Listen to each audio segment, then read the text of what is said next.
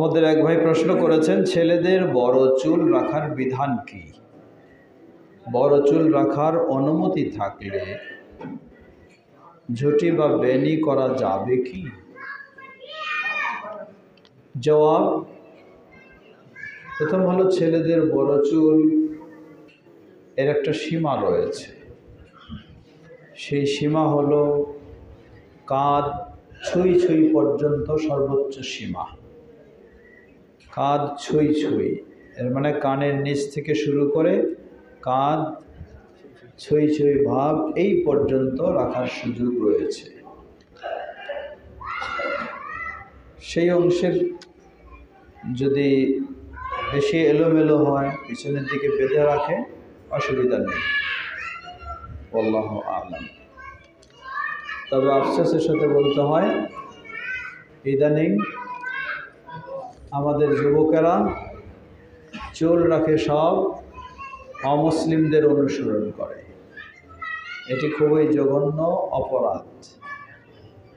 শুধু চুল মুসলিমের মতো রাখে না, বরং দাড়িও রাখে অমুসলিমদের অনুসরণ করে, মুসলিমদের, রাসূল সাল্লাল্লাহু আলাইহি ওয়াসাল্লামের নয়। আল্লাহ সবাইকে হেদায়েত দান করুন। এখানের গ্লাসগুলি বন্ধ করে দিলে বোধহয় আওয়াজটা আসবে না। বাচ্চা জি, এরপরে জিজ্ঞাসা আছে এগুলো।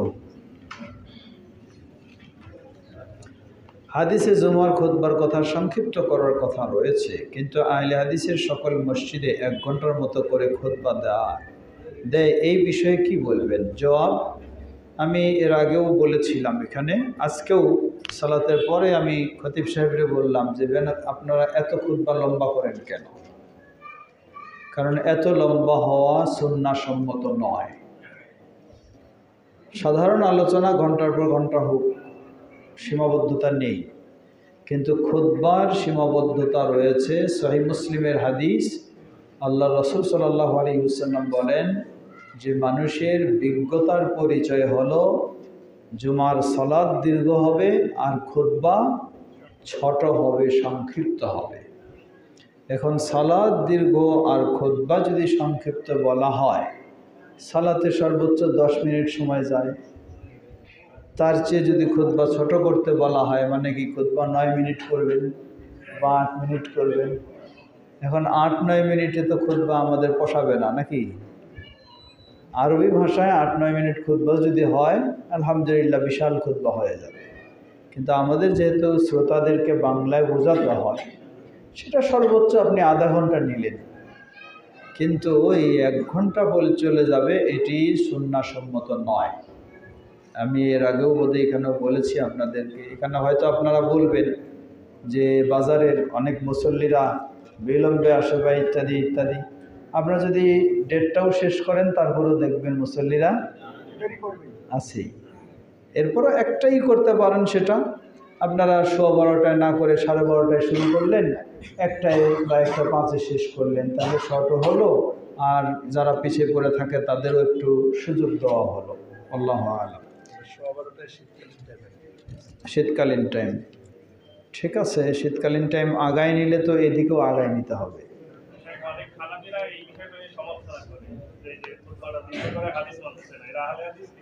হ্যাঁ, তারা ইচ্ছা করে সমালোচনা করবেই, তারা তো সুযোগ খোঁজে কোনটারে সমালোচনা করা যায়। তা আমরা কেন সমালোচনার সুযোগ দিব? এটাও কথা, আমরা কেন সুযোগ দিব? প্রয়োজনে আলোচনা অন্য সময় আরও বেশি হবে, অসুবিধা নেই, কিন্তু খুতবাটা আপনারা আধা ঘন্টা, খুব বেশি হলে 35 মিনিট, এর বেশি না যাওয়াই উচিত। আমাদের অনেক অনেক বড় বড় বক্তারাও আছেন, খুতবা একেবারে লম্বা করতে করতে 1 ঘন্টাও পার করে দেন। এটি কখনো উচিত নয়। কারোর উপর বদনজর লাগলে বুঝবো কিভাবে যে বদনজর লেগেছে? জবাব, বদনজর বোঝার ভাব বা বোঝার পদ্ধতি বা উপায় হলো, যদি দেখা যায় যে সাধারণ রোগের মতো নয়, অথবা রোগের মতো বোঝাচ্ছে, চিকিৎসা হচ্ছে, কিন্তু এরপরেও আরোগ্য হচ্ছে না, অথবা কারো প্রতিহিংসা রয়েছে বা এই ধরনের মনোভাব রয়েছে, কোনো প্রতিবেশী হোক বা আত্মীয় বা হোক বা ইত্যাদি, ইত্যাদির মাধ্যমে সেটি বোঝা যেতে পারে। আল্লাহু তাআলা আ'লাম।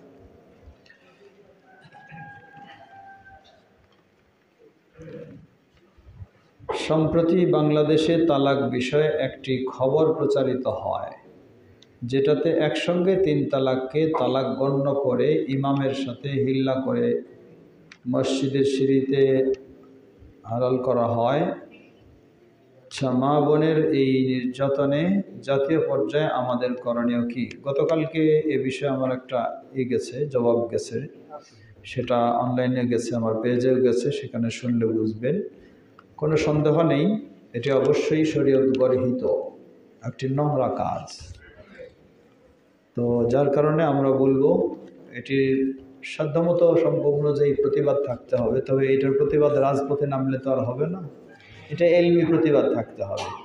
কোরআন সুন্নাহর সঠিক দলিলের আলোকে তারা যে সমস্ত ভ্রান্ত বা জড়তালি দিয়ে দলিলের আশ্রয় নিয়ে কাজগুলি করে, এটার সপক্ষে তাদের একজন তথাকথিত মুফতি এটার সপক্ষে আবার সে ফতোয়া দিয়েছে, বলেছে যে কাজটা যদিও লাআনতের কাজ, কিন্তু এটা দিয়ে হালাল হয়ে যায়। নাউজুবিল্লাহ, কি নোংরা চিন্তা! দেখুন, এটার মূল কারণ হলো কোরআন এবং সহিহ হাদিসের গুরুত্ব না দেওয়া আর মাযহাব ও তরিকার বেশি গুরুত্ব দেওয়া, এটা হলো মূল কারণ।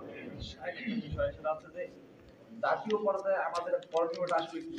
এটা তো দেখা যাচ্ছে গ্রাম অঞ্চলে আমরা শিক্ষিত অশিক্ষিত, মানে যেভাবে কথা দেয় ওভাবে আমরা কিন্তু ওই আলোতেই আমাদের জীবনটা নিয়ে যাই। আমি বলি, সব বুঝেছি, এইটা তো একটা হিলা বিয়ে, তো এটা একটা বিয়েও বলছে, তাই না? এখানে সবচেয়ে বড় অপরাধ হলো ইসলামের নামে চালানো হচ্ছে। কিন্তু আমাদের সমাজে কি এর চেয়েও নোংরা কাজগুলি হচ্ছে না? সামাজিক গ্রামে পর্যায়ে কি করব সেগুলি জাতীয় পর্যায়ে সরকারিভাবে বৈধতা দেওয়া হচ্ছে না। স্ত্রী তার যেমন ইচ্ছা তেমন তালাক দিবে, একসাথে 2 জন বিয়ে করলেও তাদের কোনো অনুমতি পেয়ে যাচ্ছে। লা হাওলা ওয়ালা কুওয়াতা ইল্লা বিল্লাহ।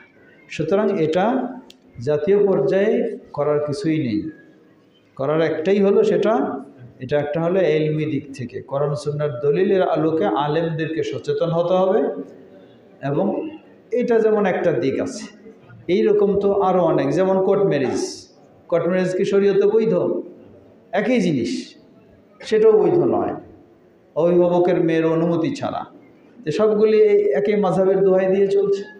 একটা আসতেছে ইসলামের নামে, আর একটা আসতেছে আমরা রাজনীতি অথবা দেশের সামনে দেশের ইয়ে, কিন্তু আমাদের যেটা হিলা চলতেছে এটা ইসলামের নামে চলতেছে, এটাই একটা পার্থক্য। না, এটাই বললাম যে এটাই কোরআন সুন্নাহর দলিলের আলোকে এর প্রতিবাদ করে মানুষকে সচেতন করতে হবে।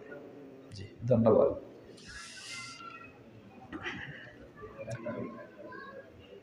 আমরা নীলফামারী থেকে এসেছি। আমরা আমাদের এলাকায় একটি ফাউন্ডেশন গঠন করেছি। আমরা কি কি লক্ষ্য নিয়ে কাজ করতে পারি, আমাদের দিক নির্দেশনা দিন। এটা ব্যক্তিগত আলোচনা হলে ভালো হবে। আপনারা নীলফামারী থেকে এসেছেন, আপনারা এই ফাউন্ডেশন কেন করেছেন তা আমার জানা দরকার। এই ফাউন্ডেশন কি, এটা সামাজিক সেবামূলক না দ্বীনি দাওয়াতিমূলক নাকি, সেগুলি সব কিছু জানার পরে এর নির্দেশনা দেওয়া যাবে। তো এরপরও বলবো, আপনার বাংলাদেশ জমিয়তে আহলে হাদিস সর্বত্র রয়েছে, যুবকদের জমিয়ত সুববানে আহলে হাদিস রয়েছে, তাদের সাথে সম্পৃক্ত হয়ে আপনার দাওয়াতি কর্মসূচি স্পষ্ট রয়েছে, সেখান থেকেও আপনারা হেল্প নিয়ে কাজ করবেন ইনশাআল্লাহ। আরও কিছু পরামর্শ প্রয়োজন হলে ব্যক্তিগত যোগাযোগ করবেন। ঈদগাহ মাঠের মাঝখানে কবর আছে, সেখানে সালাত হবে কি? জবাব, যদি মাঝখানে কবর হয়, আল্লাহ রাসূল সাল্লাল্লাহু আলাইহি ওয়াসাল্লাম বলেন, লা তাজলিসু আলাল কুবুরি ওয়া লা তুসাল্লু ইলাইহা, তোমরা কবরের উপরে বসো না এবং কবরের দিকে সালাত আদায় করো না। তো মাঝখানে যেহেতু কবর, তাহলে নিশ্চয়ই কবরের পূর্ব সাইডে যারা আছেন তারা তো কবরের দিকেই সালাত আদায় করবে।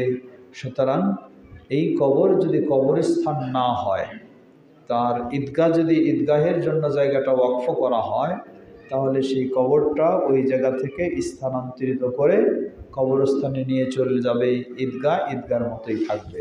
আল্লাহু আ'লাম। মসজিদের একেবারে নিকটে কবর হলে সেই মসজিদে সালাত হবে কি না? মসজিদের নিকটে কবর কোন দিকে? যদি ডানে হয় বা বামে হয় অথবা পিছনে হয়, মানে পূর্ব দিকে হয়, তাহলে মসজিদ থেকে যদি ভিন্ন থাকে অসুবিধা নেই, সালাত হবে। কিন্তু কেবলার দিকে যদি হয়, সেটা যদি মসজিদের ওয়ালের সাথে লাগানো হয় অথবা কিছু অংশ ভিতরে পড়ে গেছে এমন হয়, তাহলে সেই মসজিদে সালাত জায়েজ হবে না। আর যদি মসজিদের ওয়াল থেকে বাইরে হয়, তাহলে উচিত মসজিদের ওয়াল এবং কবর এর মাঝে আলাদা একটি ওয়াল তৈরি করে এটিকে পৃথক করে ফেলা। আল্লাহু আ'লাম। আল্লাহ যা লিখেছেন আমরা তাই করি, না আমরা যা করব আল্লাহ তাই লিখেছেন। আল্লাহ যা লিখেছেন মানে ভাগ্যে, আমরা তাই করি, না আমরা যা করি আল্লাহ তাই করব, তা আল্লাহ লিখেছেন। জবাব, এটি তাকদীরের বিষয়, তাকদীর সংক্রান্ত প্রশ্ন। তাকদীরের বিষয়টি আগে জানতে হবে। প্রথম বিষয় হলো তাকদীর গায়েবী বিষয়। দ্বিতীয় বিষয় হলো তাকদীরের স্তর হলো 4টি, মারাতিবুল কাদার 4টি। প্রথম হলো ইলমুল্লাহ, আল্লাহ সুবহানাহু ওয়া তাআলা কি ঘটবে না ঘটবে পূর্ব থেকেই সব কিছু জানেন। দ্বিতীয় হলো কিতাবাতুল্লাহ, সেই জানা অনুযায়ী আল্লাহ সুবহানাহু ওয়া তাআলা এগুলিকে লিখেছেন। তৃতীয় হলো মাশিআতুল্লাহ, আর সেগুলি আল্লাহ সুবহানাহু ওয়া তাআলার ইচ্ছার অধীনে। চতুর্থ হলো খালকুল্লাহ, সেই অনুযায়ী আল্লাহ সুবহানাহু ওয়া তাআলা এগুলিকে পৃথিবীতে সৃষ্টি করেন।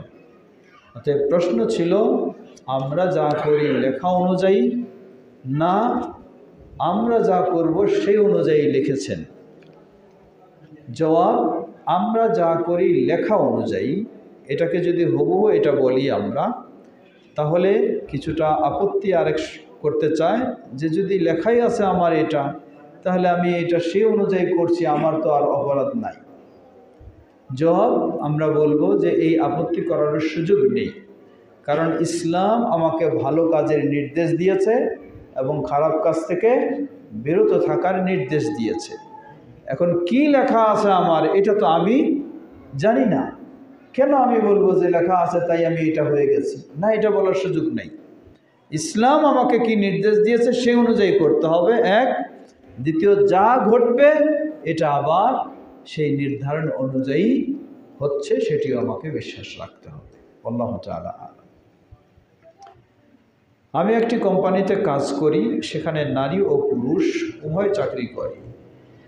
সেখানে চাকরি করা কতটুকু জায়েজ হবে? জবাব, নারী পুরুষ যদি পৃথক পৃথক এরিয়াতে চাকরি করে, নারীরা নারীর জায়গায়, পুরুষেরা পুরুষের জায়গায়, তাহলে অন্য কোনো বাধা না থাকলে অসুবিধা নেই, জায়েজ হবে।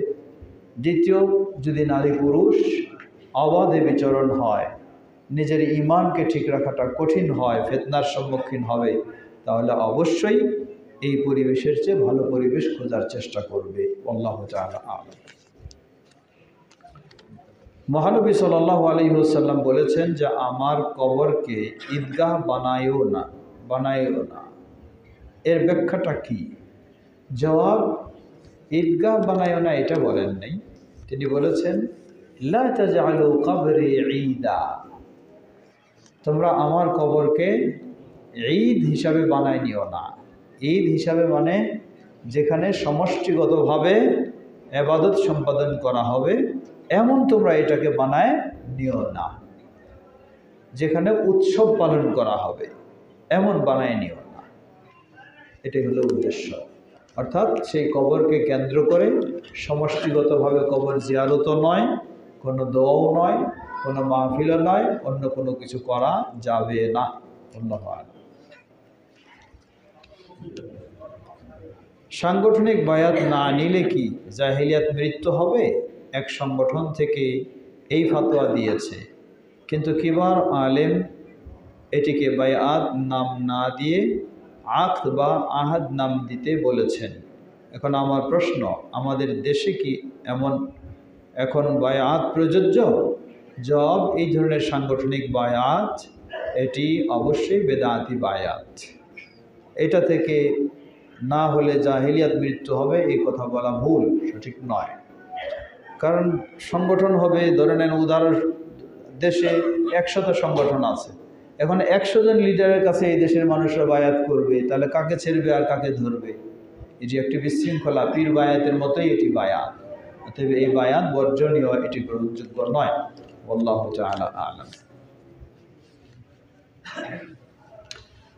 আর কারো কোনো মৌখিক জিজ্ঞাসা থাকলে কয়েক মিনিট আমরা শুনে দেব। জি,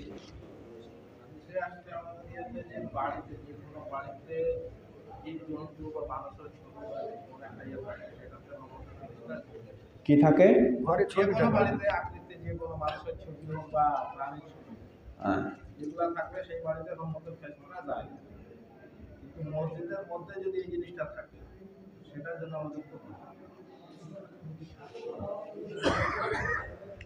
মসজিদের মধ্যে আমাদের ভাই প্রশ্ন করেছেন, হাদিসে এসেছে আল্লাহ রাসূল সাল্লাল্লাহু আলাইহি ওয়াসাল্লাম বলেন, লা তাদখুলুল মালাইকাতু বাইতান ফীহি সূরাতুন, যে ঘরে সূরা, প্রতিকৃতি, মূর্তি, আকৃতি এই ধরনের থাকে সেই ঘরে ফেরেশতা প্রবেশ করেন না।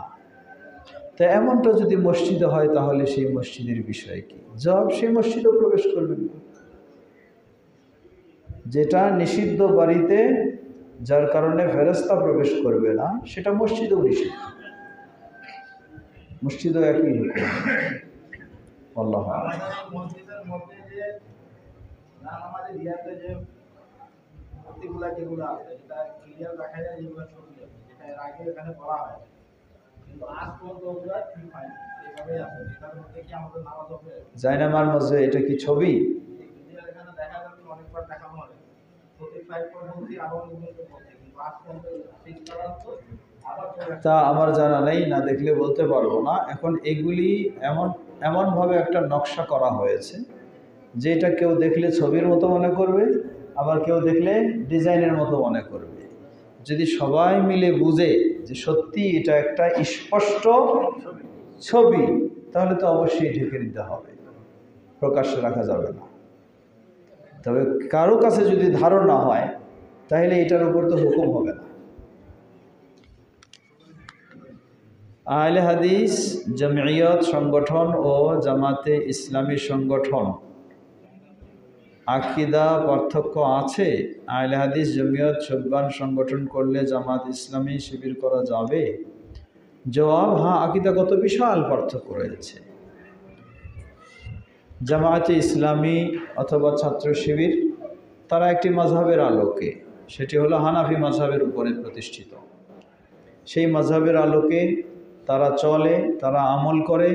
কোনো ব্যক্তি হয়তো ভিন্নতার থাকতে পারে, কিন্তু তাদের দলীয় বিষয় সেটা, এবং তাদের দলীয় সিদ্ধান্ত যদি ক্ষমতায় আসে তাহলে সেই মাযহাবি ফিকহ অনুযায়ী তারা দেশ চালাবে, এটি দলীয় সিদ্ধান্ত। আর আহলুল হাদিস বা জমিয়ত আহলে হাদিস, তাদের সিদ্ধান্ত হলো তারা ক্ষমতায় আসুক আর নাই আসুক, সর্বাবস্থায় কোরআন এবং সুন্নাহ অনুযায়ী তারা চলবে, কোনো বিশেষ মাযহাবের আলোকে নয়, কোনো তরিকার আলোকে নয়। সুতরাং এটি একটি বড় পার্থক্য। দ্বিতীয় পার্থক্য হলো দাওয়াতের ক্ষেত্রে পার্থক্য। এই সব সংগঠন যেগুলির নাম করা হয়েছে সেগুলির কোনো সদস্য যদি কোরআন এবং সুন্নাহ অনুযায়ী আমল করতে চায় তাহলে সংগঠন থেকেই তাকে বাধা দেওয়া হবে, তুমি এইভাবে করবা না, করলে বিশৃঙ্খলা সৃষ্টি হবে। খেয়াল করবেন কথা, সংগঠন থেকেই বাধা দেওয়া হবে, তুমি এইভাবে কথা বলবা না, এইভাবে আমল করবা না, করলে কি হবে? সংগঠনে বিশৃঙ্খলা সৃষ্টি হবে। এটি সংগঠন থেকে নিষেধ করা হয়। আমরা জানি বহু মানুষ আছে এরকম যারা বাধ্য হয়ে সংগঠন থেকে, ওই ধরনের সংগঠন থেকে বের হয়ে আসছে।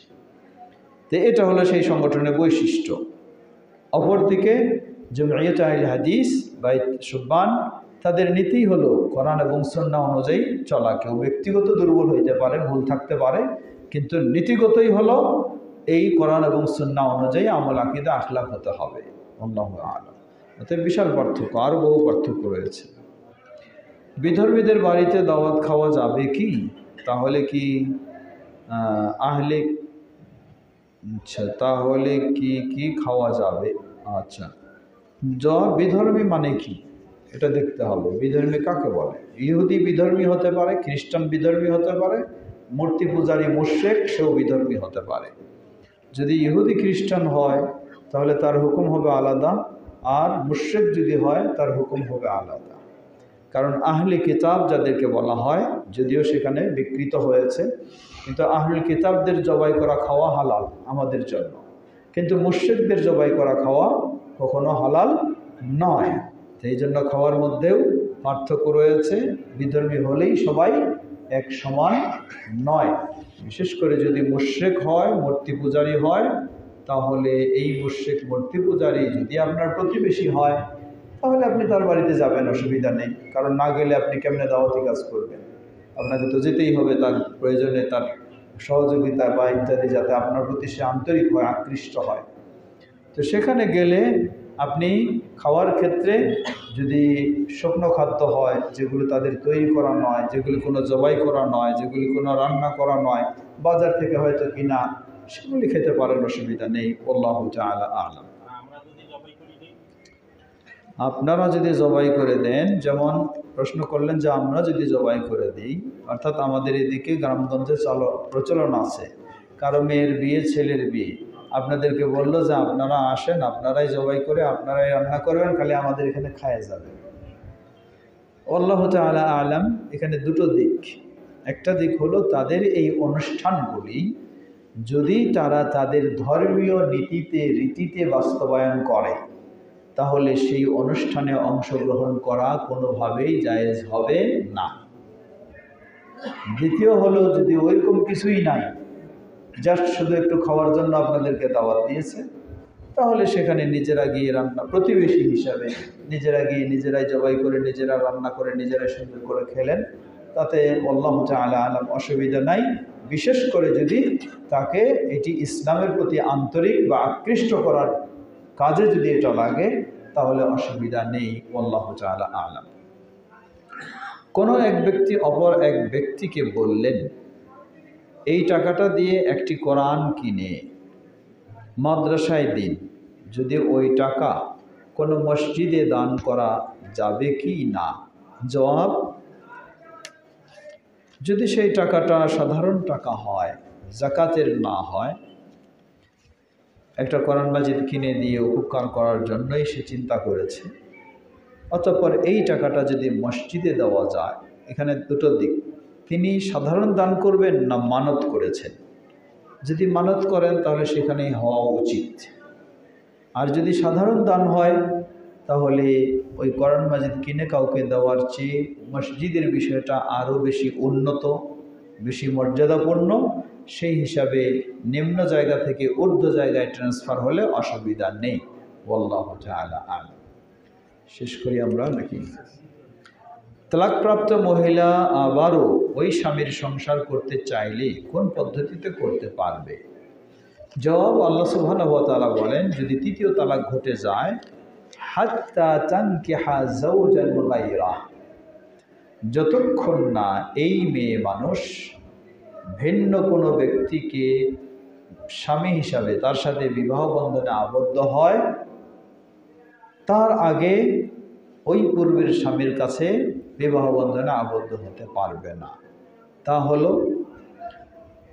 স্বেচ্ছায়, স্বাভাবিকভাবে ভিন্ন কোনো পুরুষের সাথে বিবাহ বন্ধনে আবদ্ধ হবে, কোনো চুক্তি ছাড়া। আবার যদি স্বেচ্ছায়, স্বাভাবিকভাবে তাদের বিবাহ বিচ্ছেদ ঘটে যায়, দৈহিক সম্পর্ক সব কিছু হওয়ার পরে, এই বিচ্ছেদ ঘটে গেলে ইদ্যত শেষ করে তারপর পূর্বের স্বামীর সাথে নতুনভাবে বিয়ে আবদ্ধ হতে চাইলে সেটি হতে পারবে। কিন্তু তথাকথিত এই যে হিল্লা বিয়ে, যেটিকে আল্লাহ রাসূল সাল্লাল্লাহু আলাইহি সাল্লাম, ইবনে মাজার হাদিস, এটি হাসান, তিনি বললেন, আলা উখবিরুকুম বিতাইসিল মুস্তাআর, ক্বালু বালা। আল্লাহ রাসূল সাল্লাম বললেন, আমি কি তোমাদেরকে ভাড়াটিয়া পাঠা? এই শব্দ এটাই এসেছে হাদিসে। এটা সম্পর্কে সংবাদ দেব না, এটা হলো ধিক্কারমূলক বলছেন, তিরস্কারমূলক বলছেন। সাহাবায়ে কেরাম বললেন, হ্যাঁ সংবাদ দিন। বললেন, হুয়াল মুহাল্লিলু, এটা হলো যে হিলা করে, সেই হলো ভাড়াটিয়া পাঠা। এইভাবে নিন্দা করেছেন, তিরস্কার করেছেন। এরপরে রাসূল সাল্লাল্লাহু আলাইহি ওয়াসাল্লাম বললেন, লাআনাল্লাহুল মুহাল্লিলা ওয়াল মুহাল্লালা লাহ, যে হিলা করে এবং যার জন্য হিলা করা হয় উভয়কে আল্লাহ সুবহানাহু ওয়া তাআলা লানত দিয়েছেন, অভিশাপ দিয়েছেন। সুতরাং এই পদ্ধতি, যেটি হিলা করার পদ্ধতি, এই পদ্ধতি দিয়ে কখনো শরীয়তসম্মত বিবাহ হবে না। বরং এই পদ্ধতির কারণে প্রথম হলো যে হিলা করতেছে, এটা একটা জানাবে বিচার, আবার এই মাধ্যমে পূর্বের স্বামীর কাছে ফিরায় দিচ্ছে, এটাও জানাবে বিচার। কোনোটাও বিবাহ নয়, কোনোটাই বৈধ নয়, সম্পূর্ণটাই হারাম। আল্লাহু তাআলা আলাম। কি বলছিলেন এদিকে? ইদ্যত কতদিন থাকবে বলছিলেন যে ইদ্যত কতদিন? ইদ্যত হলো যাকে তালাক দেওয়া হয় তার অবস্থা অনুযায়ী। যাকে তালাক দেওয়া হয়, তালাকপ্রাপ্তা মহিলা, যদি তালাকপ্রাপ্তা মহিলা তার মাসিক বা পিরিয়ড চালু রয়েছে এমনটা হয়, তাহলে 3 হাইজ বা 3 পবিত্র অবস্থা ইদ্যত। আর যদি এমন হয় বয়স হয়ে গেছে, তার পিরিয়ড বন্ধ হয়ে গেছে, তাহলে তার জন্য 3 মাস। আর যদি ইদ্যতটা হয় স্বামী মারা যাওয়ার কারণে, তাহলে তার ইদ্যত হলো 4 মাস 10 দিন। এবং সব অবস্থায় যদি তালাকের সময়ও সন্তান সম্ভাবনা থাকে, গর্ভবতী থাকে, অথবা স্বামী মারা গেলেও গর্ভবতী থাকে, তাহলে যতক্ষণ না সন্তান প্রসব হয় ততক্ষণ তার ইদ্যতের সময়। আল্লাহু আ'লাম। জি, পিতা তার জীবদ্দশায় সন্তানদেরকে পিতার সম্পদ ওসিয়তনামা কম বেশি করে দিতে পারবে কিনা, আর পিতার মৃত্যুর পরে এই ওসিয়তনামাটার উপরে মানে সন্তান এই ওসিয়তনামা লঙ্ঘন করতে পারবে কিনা? আমাদের ভাই প্রশ্ন করেছেন, পিতা জীবদ্দশায় সন্তানদেরকে কোনো সম্পদের ওসিয়তনামা করে যেতে পারবে কি না, করে গেলে সন্তানেরা এটাকে কোনো লঙ্ঘন করতে পারবে কি না। জবাব, ওয়ারিসের জন্য কোনো ওসিয়ত চলবে না। যারা ওয়ারিস হবে, আল্লাহ সুবহানাহু ওয়া তাআলা তাদের অংশ নির্ধারণ করে দিয়েছেন, সেভাবেই ওয়ারিসের জন্য কোনো ওসিয়ত নাই। ওসিয়ত হলো তার জন্য যিনি ওয়ারিস হবেন না। এদেরকে ওসিয়ত মানে উপদেশ দিয়ে যেতে পারে এটুকু, যে আমার মৃত্যুর পর তোমরা শরীয়তের বিধান অনুযায়ী যার যেটুকু হক সেটুকু তোমরা যেন ঠিকভাবে নিবা এবং দিবা, এই ওসিয়ত, এই উপদেশ করে যেতে পারে। কিন্তু সম্পদ দেওয়ার ওয়ারিস, ওসিয়ত করা, এটি ওয়ারিসদের জন্য করা জায়েজ হবে না। এক, যদি পিতা অজ্ঞতার কারণে, না জানার কারণে করেও যায়, তাহলে এটি যেহেতু বৈধ নয়, অতএব সন্তানেরা শরীয়তের বিধান অনুযায়ী সকলেই যার যেটুকু হক সেটুকুই নিবে এবং দিবে, এটি করা তাদের জন্য জায়েজ হবে। আল্লাহু আ'লাম। এখানে কে শেষ করবো? আপনারটা দিয়ে বলেন। পার্বতীপুর কেন্দ্রীয় আহলে হাদিসে একটা বিজ্ঞপ্তি দেখলাম। হ্যাঁ। পার্বতীপুর কেন্দ্রীয় আহলে হাদিস জামে মসজিদ নতুন বাজার পার্বতীপুরের নতুন কমিটি গঠন লক্ষ্যে আগ্রহী পাবলিক খেদমত প্রত্যাশী মুসলিমগণের নাম, মোবাইল নাম্বার নিম্নে স্বাক্ষর করিয়া জানাবেন আর কি। হ্যাঁ। এটা কতটুকু শরীয়ত সম্মত? এখানে বলছে যে আগ্রহী। ঠিক আছে, আমাদের ভাই একটি প্রশ্ন করেছেন, কোনো একটি মসজিদের পক্ষ থেকে এই ঘোষণা দেওয়া হয়েছে, এই মসজিদে সেবা করতে যারা আগ্রহী তারা তালিকা দেবেন। তিনি প্রশ্ন করছেন এটা কতটুকু শরীয়ত সম্মত। জবাব, এটি শরীয়ত গর্হিত হওয়ার তো কিছুই নেই।